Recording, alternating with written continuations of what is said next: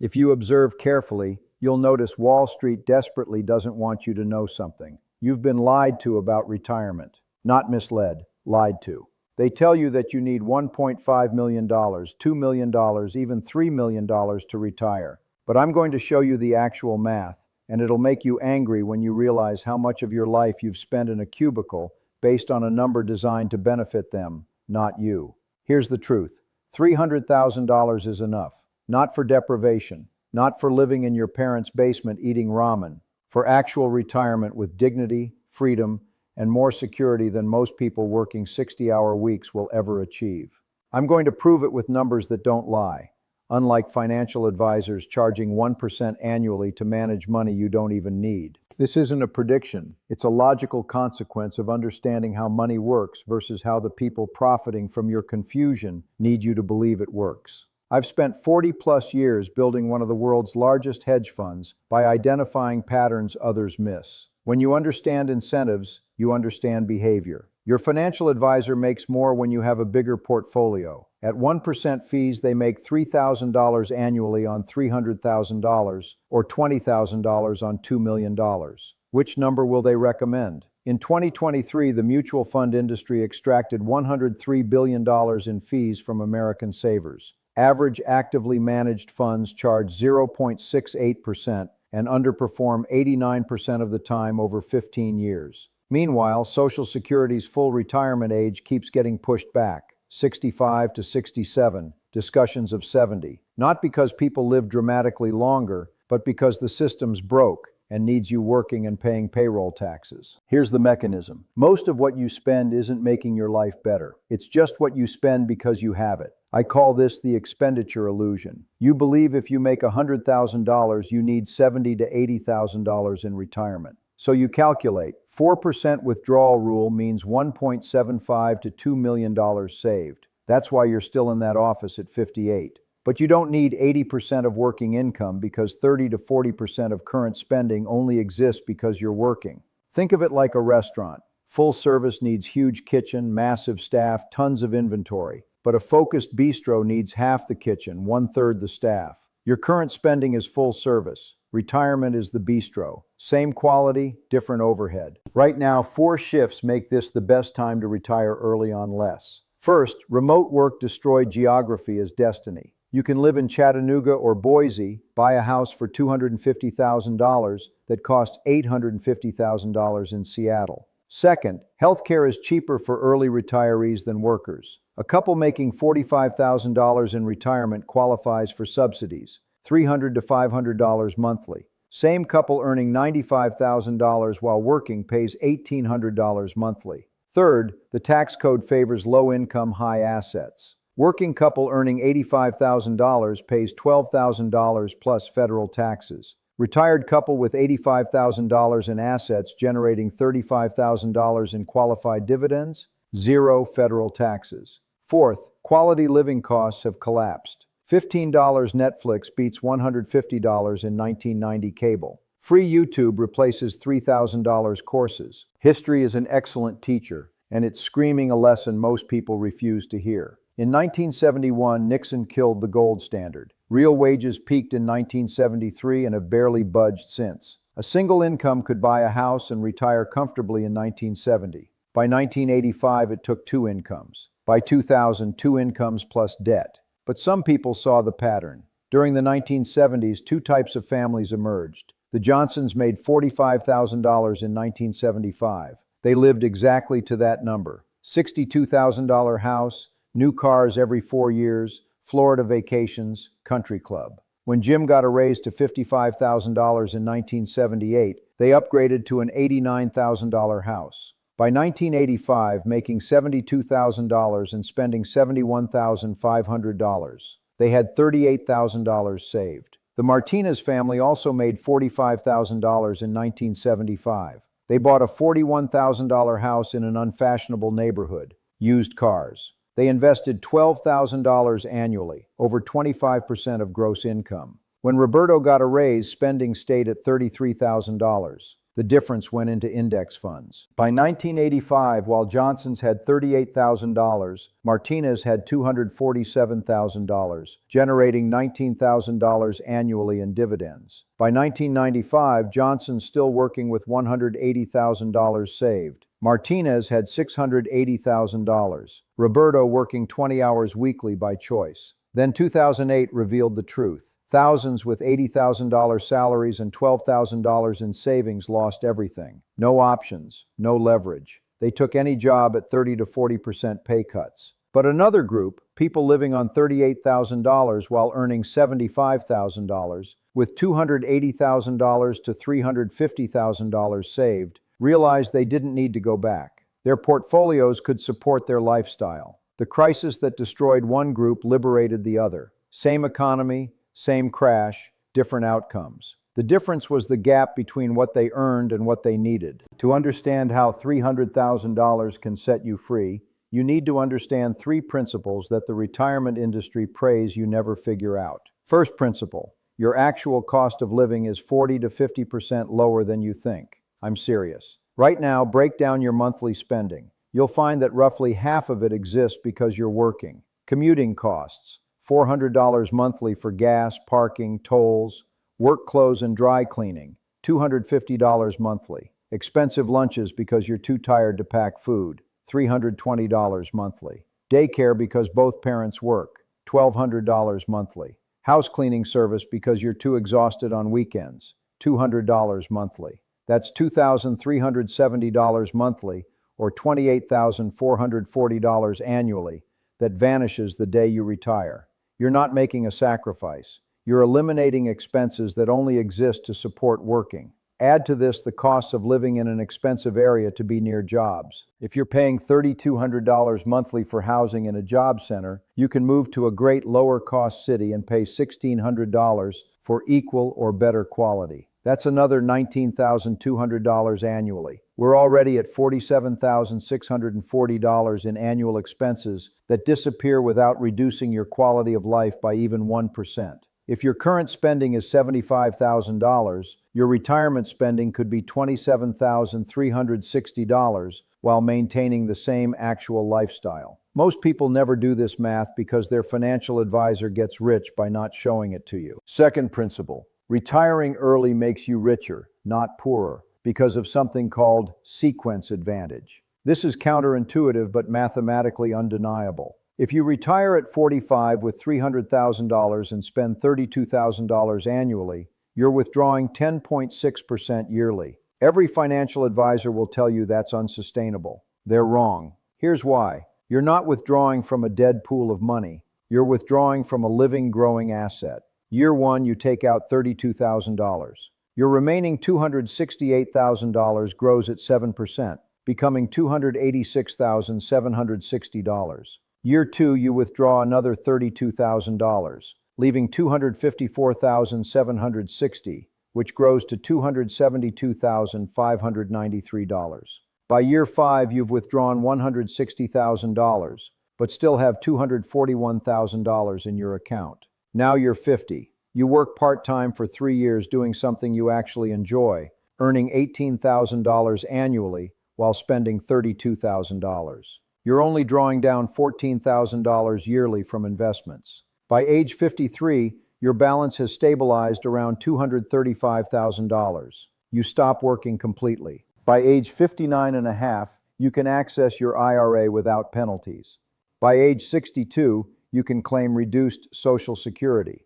By age 65, Medicare kicks in, cutting your healthcare costs in half. The sequence of early partial retirement, followed by minimal part-time work, followed by government benefit eligibility, is mathematically superior to grinding until 65.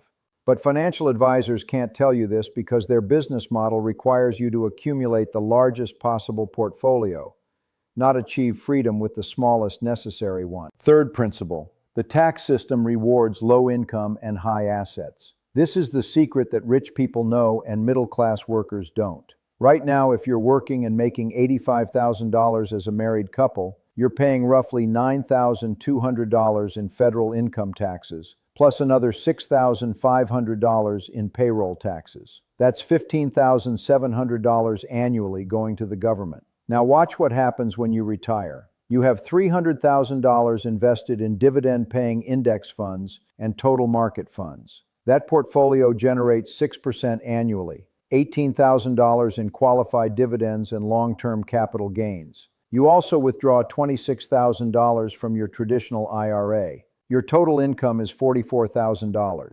After the $29,200 standard deduction for married couples filing jointly, your taxable income is $14,800.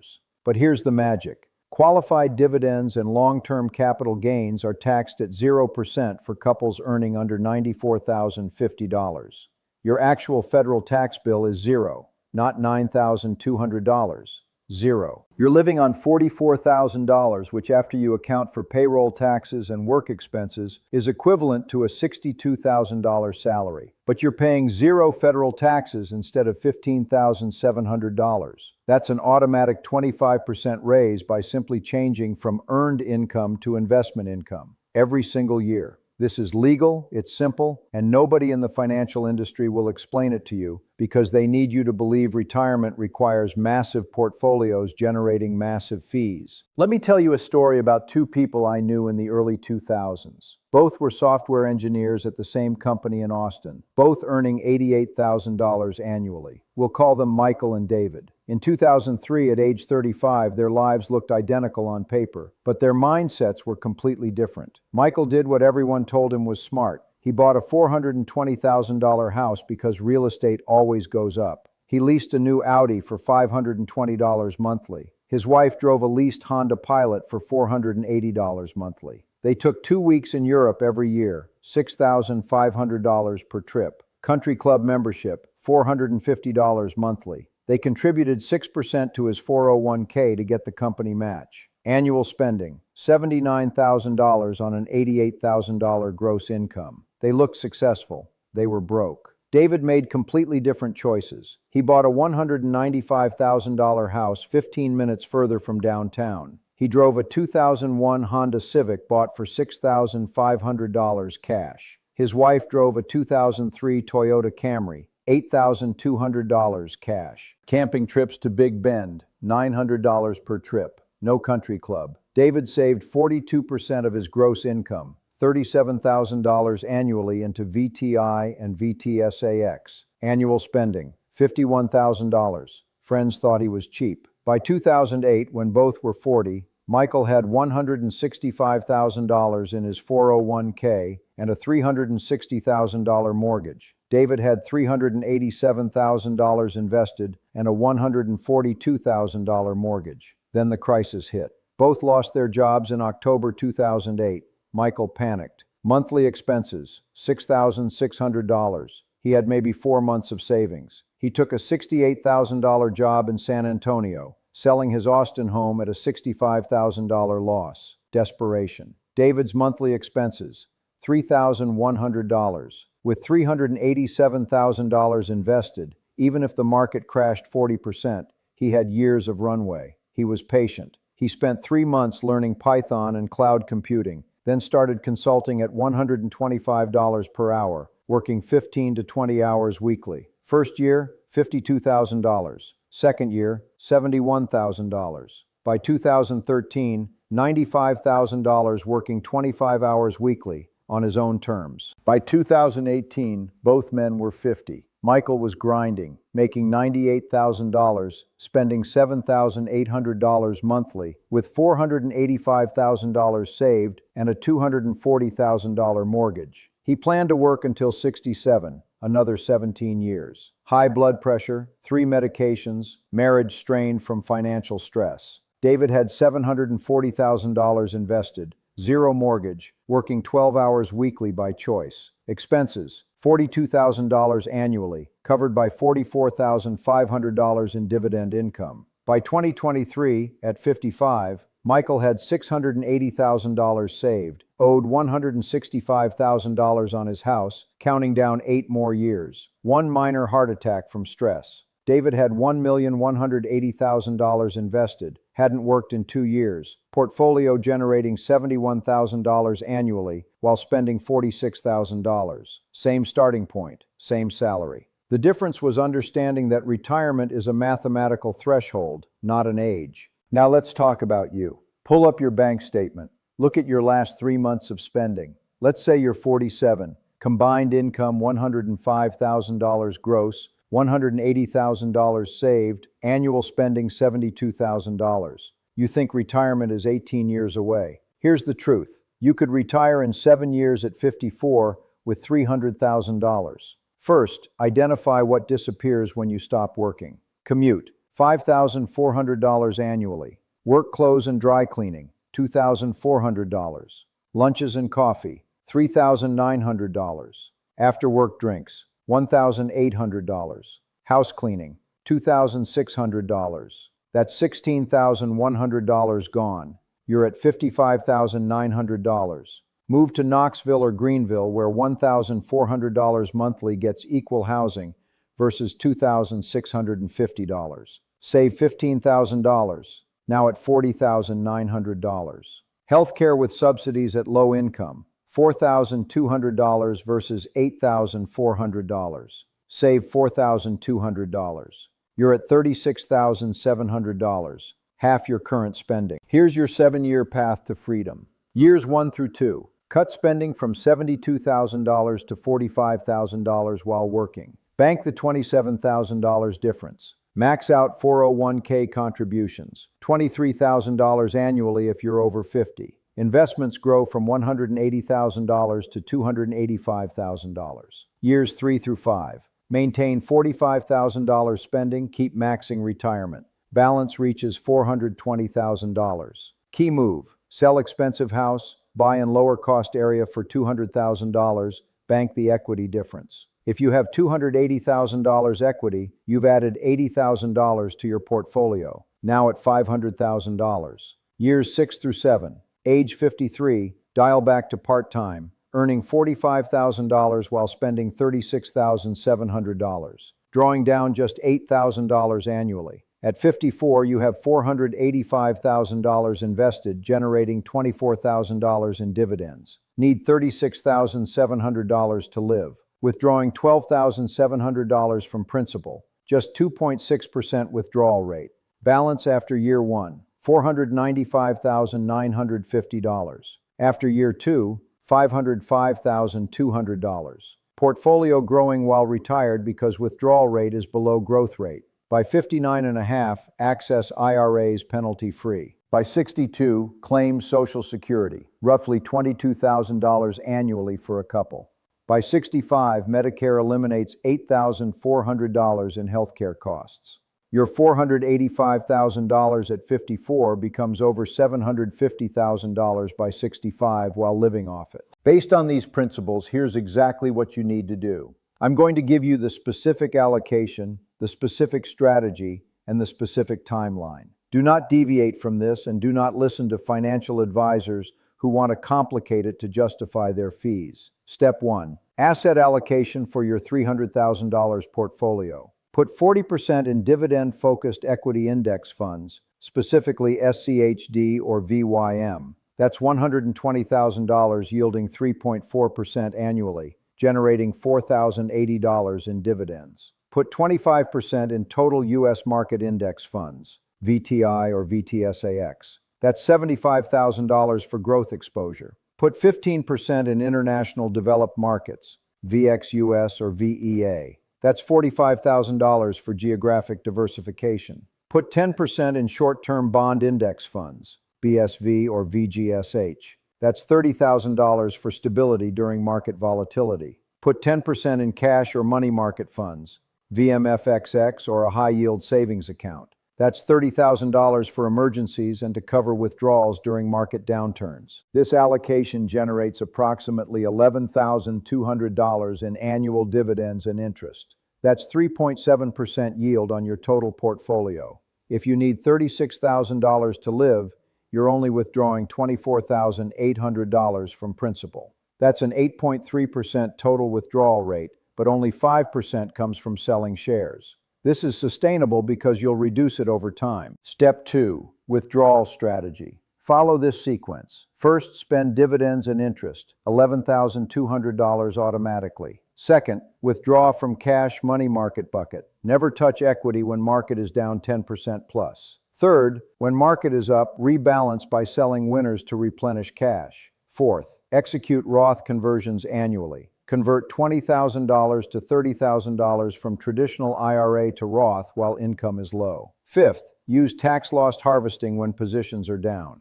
Step 3, implementation timeline. Month 1 to 6. While working, cut spending to retirement levels. Live on $36,000. Bank every extra dollar. This proves you can do it and builds cash reserves. Month 7 to 12. Build emergency fund to 18 months of expenses. $54,000 if you need $36,000 annually. Pay off all high-interest debt.